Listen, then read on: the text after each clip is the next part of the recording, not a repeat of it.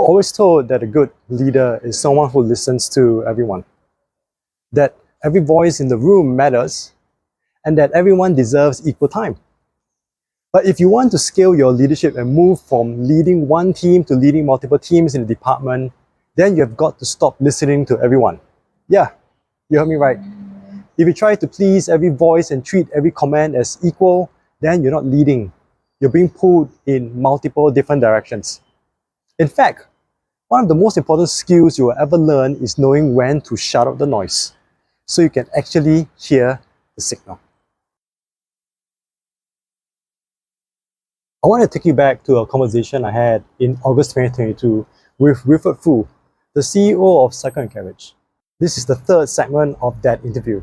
If you want to watch the first and second segments of the interview, just check out my Leading the Middle playlist. Anyway, Wilfred is someone who's seen it all, from the ground up to the very top. And during our chat, he talked about that specific moment when someone in the organization saw his potential and said, "Hey, we think you've got what it takes to lead." Now, for many of us, that moment feels pretty good. But very quickly, it can turn into a struggle. If you've been following me, you know I've been researching leadership since 2018. One of the leadership mindset that I have is that leadership is simple, but not easy. And the transition from individual contributor to first-time leader of a team is definitely not easy. Let's hear what Wilfred has to say about this. So eventually, like you said, bigger and better things came along, and someone up there in the organization saw the potential in you. They tapped you on the shoulder and said, "Hey, Wilfred, we think you got what it takes." Yeah. So let's zoom in on that, on that moment. You know that now you are going to be leading a team of your own. What's your impression of leadership at that particular stage? Well, I say, it all begins with you being very focused on your individual contribution and how good you are. And when you have a group of people working with you, then at early stages of leadership, you kind of struggle between telling someone what to do as opposed to listening to what the collective perspective could be. So you kind of fall into that kind of trap very easily when you're younger. When you first get promoted, you're taken away from your technical expertise. Think HR, marketing, engineering, IT, etc. And given the responsibility of leading others, which for most of us have little or no experience at that point in time. The problem is that most of us try to lead using the same tools that made us good individual contributors. If we just work harder or tell people more clearly what to do, everything will work out. But it doesn't. Because when you first start out as a leader, you naturally go back to what you're familiar with. Do the work of your team instead of actually leading them. And when you start out trying to lead, even telling team members what to do can feel awkward because you're still trying to get used to the notion of being in charge. Furthermore, there's a genuine struggle between telling people what to do because you think you know best versus actually listening to the collective perspective. Because your confidence as a leader is still forming. You want to be seen as fair, treating everyone equally. And this is where your ego is your biggest enemy here. You were the star player, the one who got the job done. Now, you have to enable the work to be done through your team. And that requires you to learn how to balance between telling them what to do and listening to what they have to say. This is a complete mindset shift. You tell too much and you end up being seen as a micromanager. You listen too much and you risk being seen as indecisive. Unfortunately, I can't tell you where the balance is because every leader is different. Where you are in your own journey of forming your leadership confidence is also unique.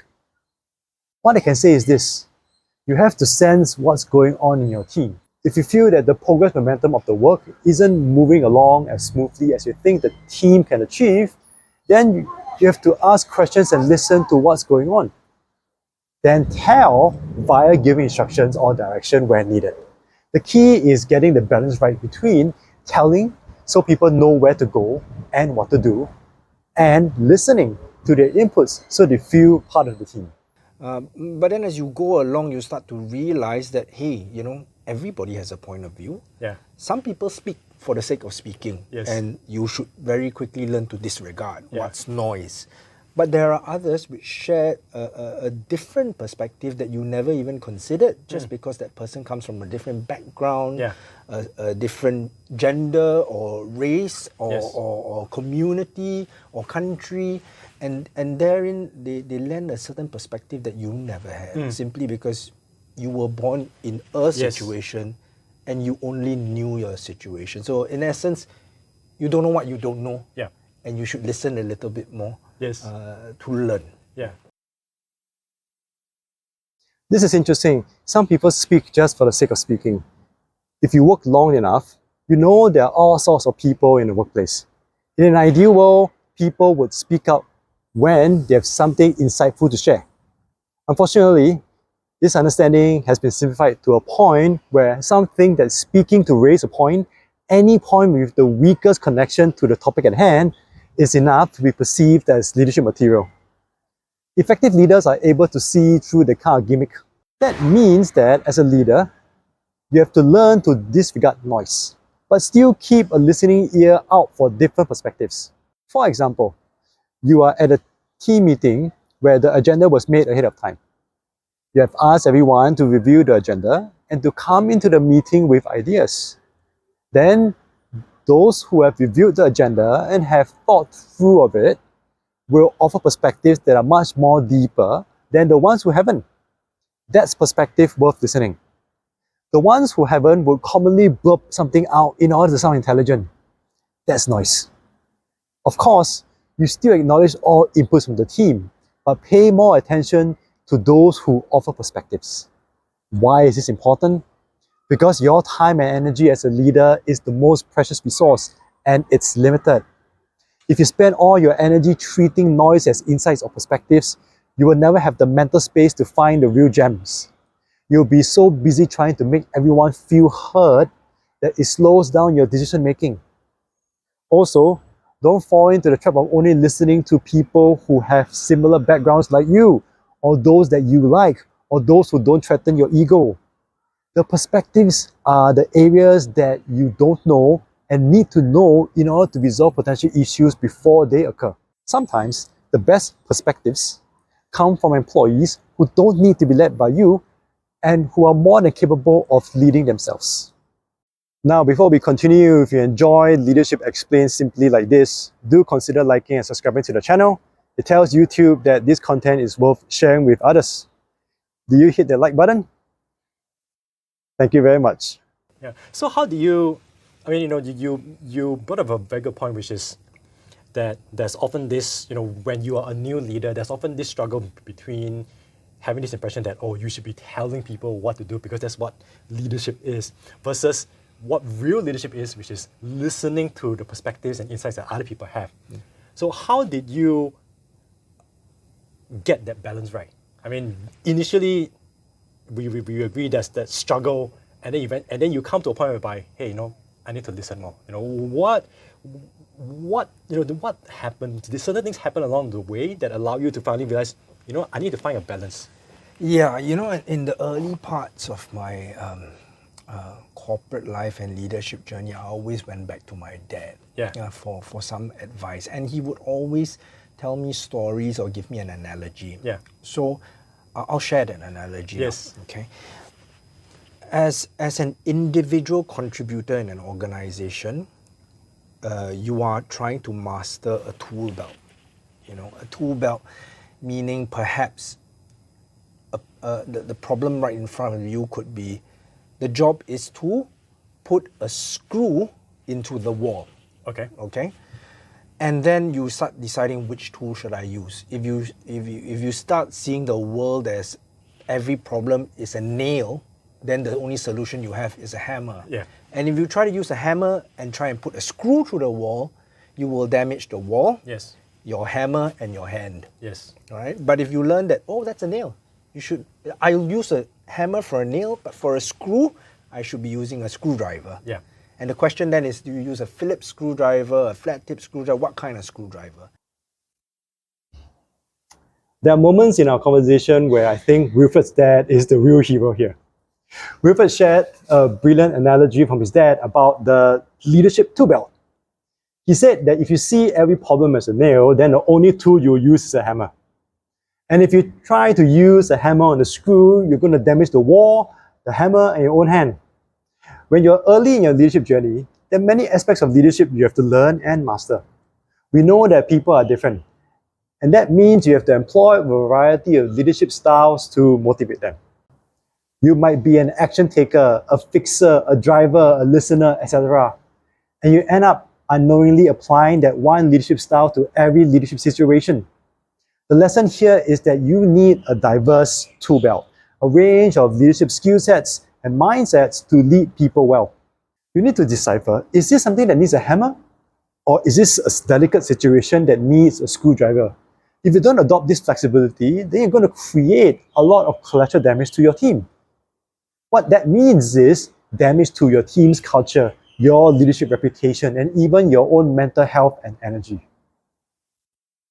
Yes. I think at early parts of your career, the tool belt you're trying to master is to decipher in a very linear problem solution manner what is the problem, what's the task, what's the tool to use.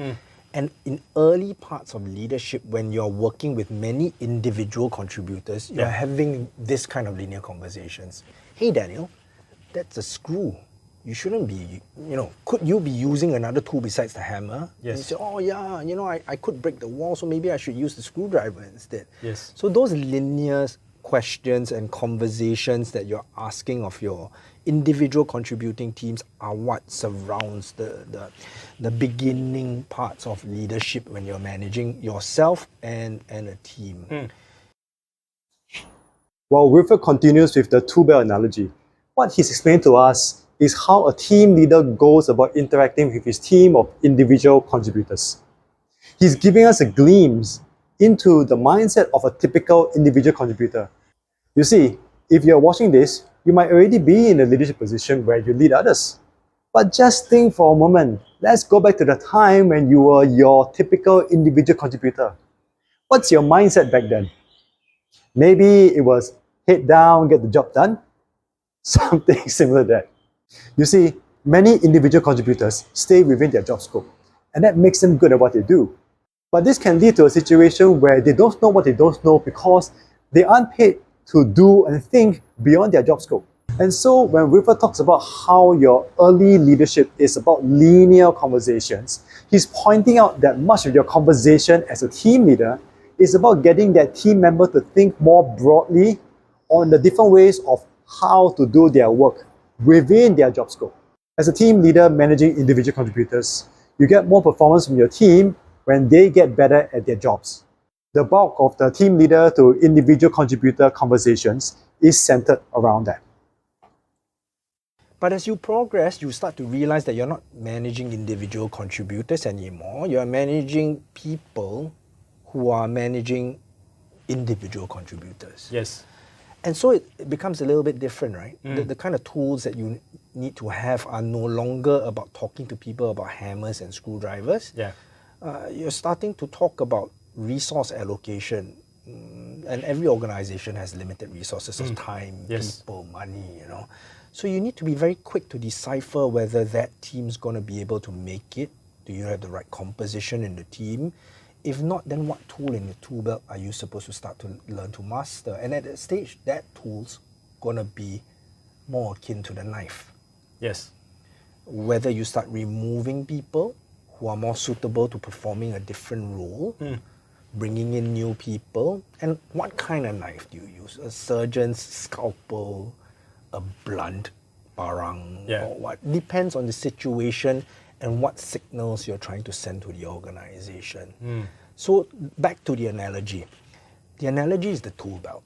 At early parts of your leadership journey, it's about mastering the individual tools that you have. At more senior levels, it's about shaping the organization and the group structure, so you're using more of the knife-related shaping, scalpel kind of thing. We finally get to the point in the interview where Wilfred drops the big one for my heads of department audience. As a team leader, your job is developing your leadership tool belt so you can use the right tools when leading your team of individual contributors. But when you move up to the next level as a department head, you are managing team leaders. That's ensuring that your team has the right resources to handle their operational work. It means acquiring new tools and adding them to your leadership tool belt. You're moving away from the operational work and more into the strategies of the organization. Of course, you still use the skills of leading a team, such as vision, delegation, performance management, etc., on your higher level team of team leaders. Now, what Wilfred's no longer talking about are hammers and screwdrivers as much. It's now about knife or surgeon's scalpel. What he's saying with the scalpel analogy is that as a department head, you should be leading with precision. Who stays, who goes, where resources such as time and money should be invested into, how to best position your department to align with the organizational direction. Get this right, and you shape your department to perform at its best. If you get it wrong, your department becomes bloated, slow, ineffective due to having the wrong people in place. And if you're afraid to use the scalpel when necessary, you're not protecting your teams. You're holding everyone back from succeeding. Now, most team leaders can get away with just ensuring their team of individual contributors produce the operational work. As a head of department, you can't run away from shaping your department. We call that the workplace culture.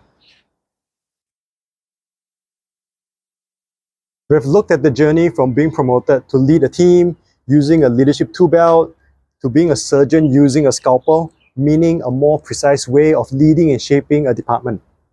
The key observations were: 1. Learning to tell others what to do and listen to what they have to say. 2. Filtering out the noise to find the real perspectives. 3. Developing your leadership tool belt so you're not hammering every screw you see. 4. Understanding that the team leader to individual contributor interaction is about enabling others to work better. 5.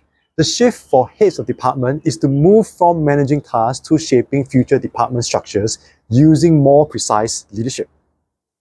Leadership is always about your mindset, the tools you choose to master, and the behaviors you model. If you get them right from the beginning, your outcomes are more certain. And what Wilfred has shared, along with many other leaders in future videos to come, is something I have personally experienced. That the leadership game changes when you go from leading a team to leading a department, and not many department heads realize or learn that. The challenge for many when they go to lead at the department level is not knowing what the right mindsets, tools, and behaviors are.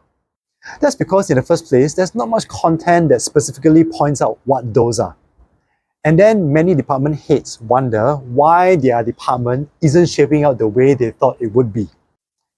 If you're a head of department watching this, what's your biggest resistance in shaping the culture of your workplace? Did people push back? Did you feel you were damaging the relationships by going too hard? Maybe change didn't come fast enough because you weren't aggressive enough. Share your stories in the comments. Once again, if you found the content in this video useful to you, I appreciate if you give it a like. It helps me a lot. Thank you very much. Remember, leadership is simple, but not easy. I'll see you in the next video.